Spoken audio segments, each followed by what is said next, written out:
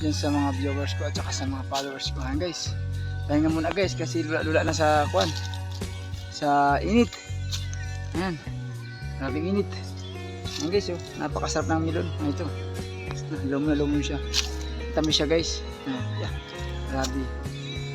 Ayan, sikap guys kasi nanay ko ay nasa ospital, madalawang linggo na. Hindi pa ako nakakapunta sa ospital kasi napakahirap ng buhay. Sapat-sapat lang yung income, kaya pasensya ka na kung di ako nakakapunta dyan kasi alam mo naman, ang dami kong pinaparal, may dalawa akong school, kaya sana unawain mo ako. Makakapunta rin ako dyan, huwag kang mag-alala. Malaga ang sakit ng aking nanay. Kaya ito guys, araw-araw kong nagaganito para makaipon, para makapunta ako sa hospital sa mama ko. Guys, talagang halos kulang na nga guys sa tulog, overtime, pero talagang sapat-sapat lang kahit puro sikap.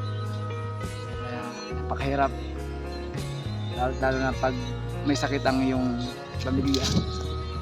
Napakahirap talagang, mapupuyat ka, kaisip kung papanuin mo, ibabalance mo talaga. Ayan guys, thank you.